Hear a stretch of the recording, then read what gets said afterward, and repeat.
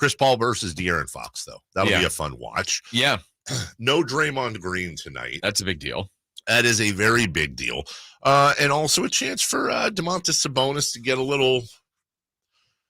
Let's see how the offseason work goes against Kevon Looney. And I don't expect Sabonis to dominate and out rebound Kevon Looney 20-5. But what I am looking for is I see no reason why the Warriors, who didn't start Draymond Green in a couple of those playoff games, I see no reason for them to not try a similar thing with the Kings, just trying to insert Chris Paul into that mix.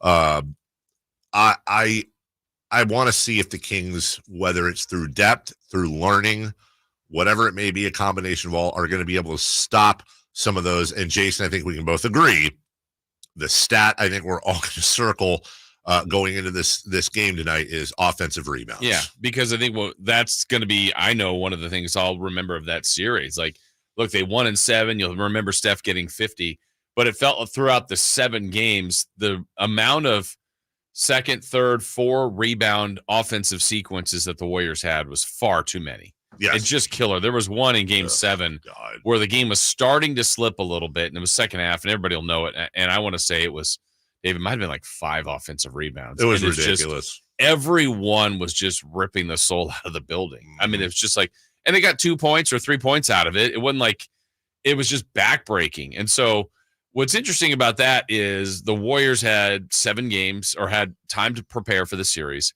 and their obvious game plan was, we got to shut off Domantas Sabonis. Right.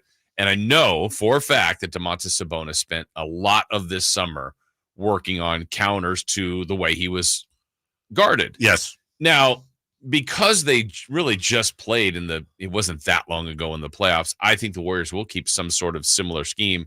Whereas had they not faced the Warriors at all and they were playing him in a regular season game, you just don't have as much time. You just kind of play, and you worry less about the opponent as opposed to when you get to the playoffs and you're scheming. So he was schemed for, had some trouble. I think he had some moments. So I think he's getting criticized probably a little too harshly. I agree. But, I mean, he wasn't the all-NBA center, I think. Well, and he led the league in rebounds last year. You would think he would out-rebound people. Yeah, and he had, a lot of rebounds in the series, but he didn't get the rebounds that probably mattered the most. So I think this game will mean quite a bit to him personally. Did Mike Brown get out-coached by Steve Kerr in that series? Did Steve Kerr win the chess match? What he did surprised me, I would say, in Kerr, that he changed his lineup. Yeah.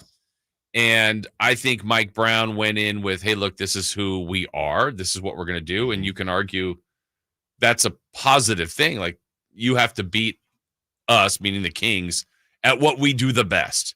And then the Warriors were the ones who are the champs, all this experience, but they tweak things around quite a bit. I was very impressed with that. Yeah. A lot of coaches, and this isn't a shot at Mike, I think almost all coaches say, we're going to dance with the girl that got us here.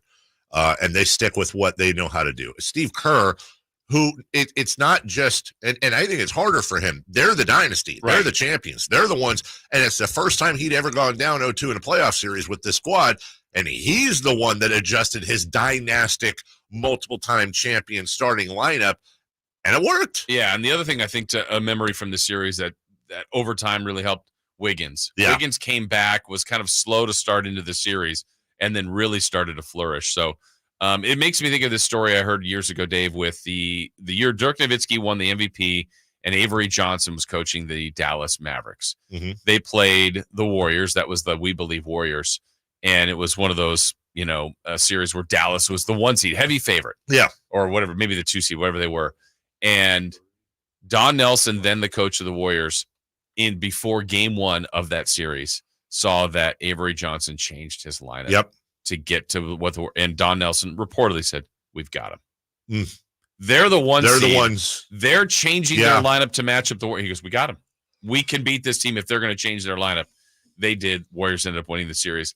It's a little, it doesn't always work that way, but it's like, hey, you're the 1 seed. You do what you do so well. Make that other team figure you out. And they switched to them, and the Warriors won that series. The last time Sacramento Kings fans left Golden One Center after facing the Golden State Warriors in a game that mattered, getting a game 7 at home. That's all you can ask for. I mean, I guess a sweep, but that's all you can ask for in that situation. And there were a lot of very proud, lump in the throat fans. Maybe not a ton of smiles, maybe a few frowns.